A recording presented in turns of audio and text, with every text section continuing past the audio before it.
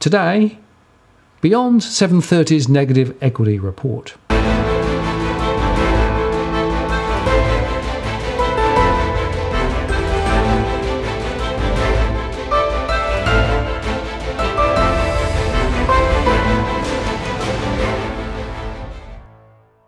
Hello again, it's Martin North from Digital Finance Analytics. Welcome to the latest post covering finance and property news with a distinctively Australian flavour. Yesterday, ABC 730 broadcast a segment on negative equity. In fact, it's available as a separate non-earning post from this link. But I wanted to just spend a bit of time today setting the context for this particular segment and also discuss some of the things that I contributed when they were here with me for about 3 hours the day before, but which were never actually broadcast.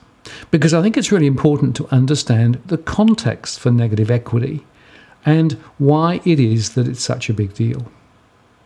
So, just by way of background on this, I received a phone call a couple of nights ago from 730 saying they wanted to do something on negative equity. Could they come and visit me? And could I share some of my data and provide some content? So I said, yep, happy to do that. So the team of 3 turned up the following day and they spent more than 3 hours with me. And they went through the data that I had of my modelling in some degree of detail. And they interviewed me for about an hour.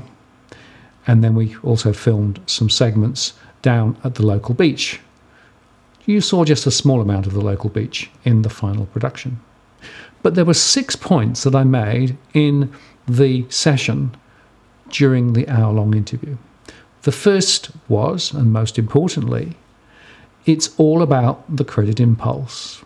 The fact of the matter is that we've had very loose lending standards for a long, long time. And as a result of that, in the context of low interest rates, we've seen home prices grow significantly faster and larger than they should.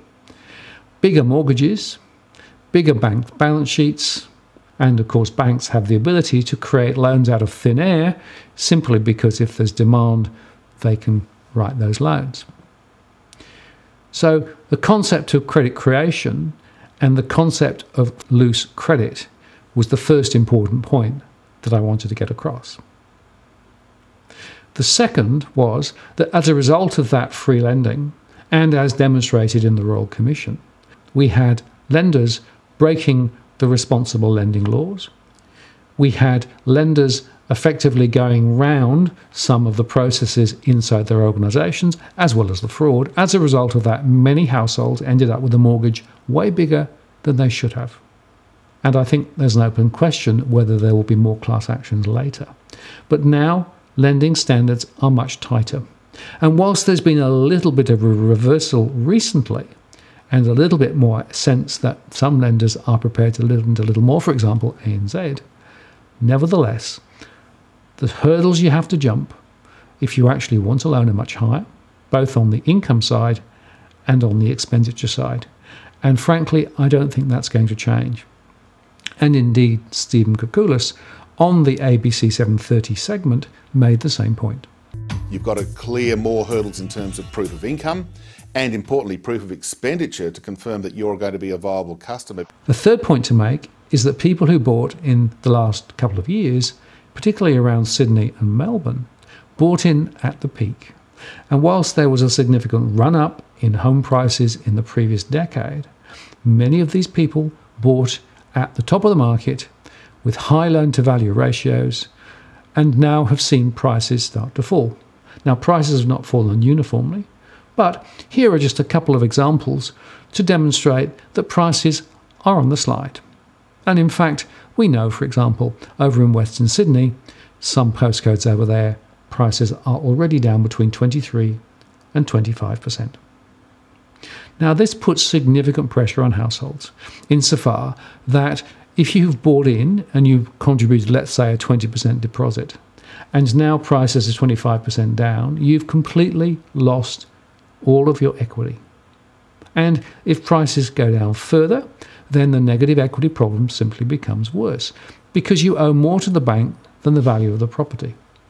Now, it's very important when you calculate the true value of a property in a negative equity environment, to think about how to value the property appropriately. Because it may well be that the theoretically high market price will not be achievable. There's something called a forced sale value, which is often lower. And then you also have to include, of course, the transaction costs if you were to sell. So when I do my modelling, I actually include both of those elements. And I also look at it on a household basis. So if you have 2 or 3 properties or multiple loans, and one of those properties is in negative equity, overall I record that household as being in negative equity. Now, the fourth point to make is that once households are in negative equity, then behaviours start to change. In some cases, households just say, well, it's a paper problem, I'll just live with it. And for a short period of time, that's certainly quite conceivable. And if indeed incomes start to rise and property prices start to go up again, then this might be just a temporary issue. But unfortunately, I don't think that's going to be the case, because incomes are flat, static in real terms, cost of living are continuing to rise. And if in fact households continue to see negative equity building, they may start to change their strategy. For example, they may decide to start paying down the loan more aggressively to try and catch up. Or indeed, they may hunker down altogether, and that means that they will potentially reduce their disposable income, spend less at the shops, and that will impact the retail segment. And that's one of the reasons why I think that we're seeing a slowdown across retail across Australia. The fifth point is that, yes, in theory it's a paper problem, but it could become a real problem in a certain number of situations. For example, in cases of divorce, in death, illness, some other life-changing events, even having to move with a job, for example, it may mean you have to sell. Now, if you do sell and you are in negative equity, you will still owe the bank something after the transaction is complete. And that loan doesn't go away just because you've sold the property, because we have full recourse loans in Australia. In other words, the loan stays with you. Now, it is conceivably possible that banks may be flexible enough to be able to take the loan and move the debt from one property to the next property, although that may not be necessarily a very smart strategy, particularly if prices continue to fall. And if indeed you are moving because of, say, divorce, then you've got the complexity of how you split the debt up. So it gets nasty and complicated. And indeed, in Europe, for example, in Ireland and the UK, a decade after the global financial crisis, there are still households there with negative equity. They have not yet recovered.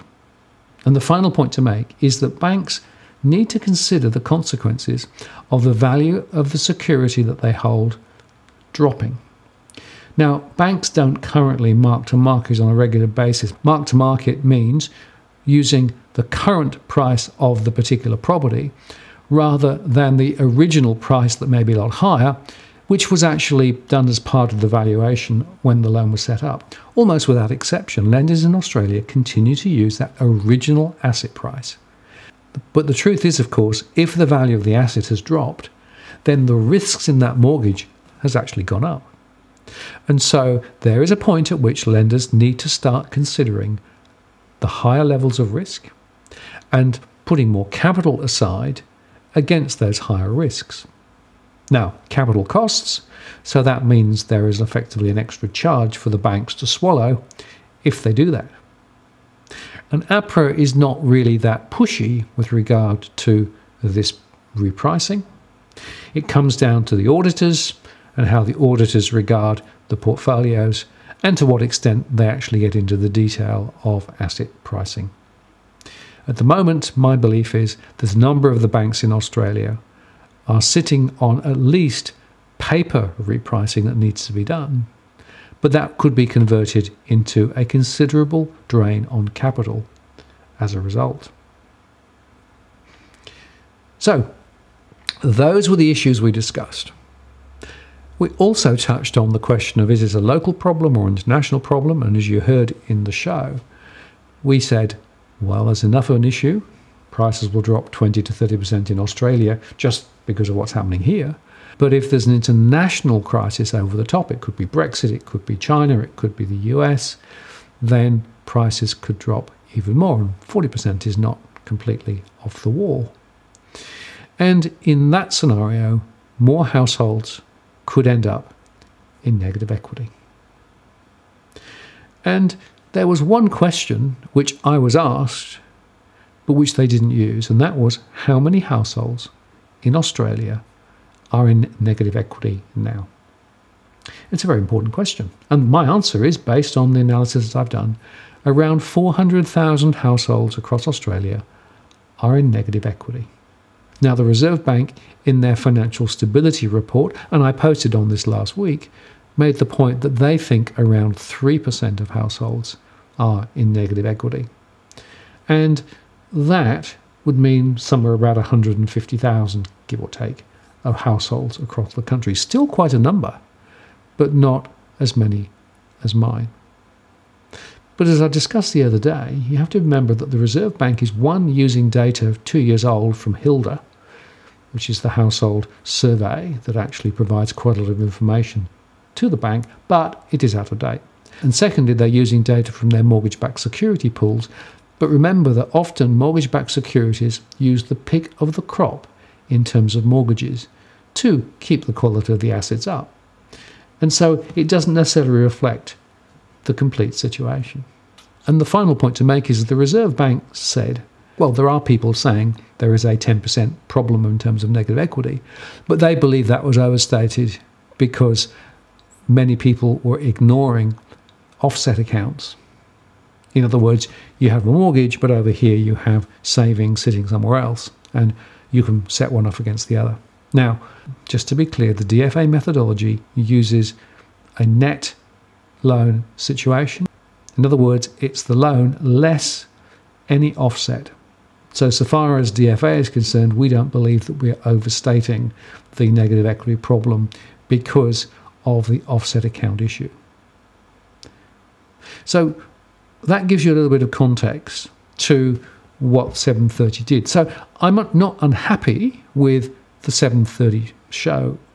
And, you know, there were a couple of good points that I was able to make. We might just listen to them now. If your property is now worth less than the mortgage that you've got, and you sell the property, you still owe the bank. And that doesn't go away. I think if you ask most households, they will say house prices can only go up. And of course, for the last few years, that's been true. But unfortunately, things are now looking rather different. Analyst Martin North runs his own housing data firm and warned about the property downturn before the slide began. He says if a home buyer loses their job or has another life shock, such as a death in the family or a divorce, that's when negative equity can really bite. That becomes a massive debt burden. Yeah, and those prices have dropped considerably. His own research found there are thousands of houses in Sydney, Melbourne and Perth that are worth less than what the buyer paid for them. But what 730 clearly missed was those broader contextual issues. And they didn't want to touch on the key questions, which is why was credit allowed to grow so strongly? Why are interest rates much lower than they should be? Why is debt so high in Australia? And what are the full implications of the negative equity scenarios that we're watching now, and how will it play out? I personally think those were the questions that they should have asked. But of course, in a 6-minute segment, they can only cover so much. If you found this post useful or informative, please like it, share it, add a comment or a question. I read them all. And please use your social media channels to get some of these messages out more broadly. It's important people understand what's going on. And just before I go, a quick warning that over the Easter break, I will be posting a little less frequently, simply because I need to take a few days off. But I will be back with more high-quality insights very soon. I'm Martin North from Digital Finance Analytics. Many thanks for watching, and I'll see you again next time.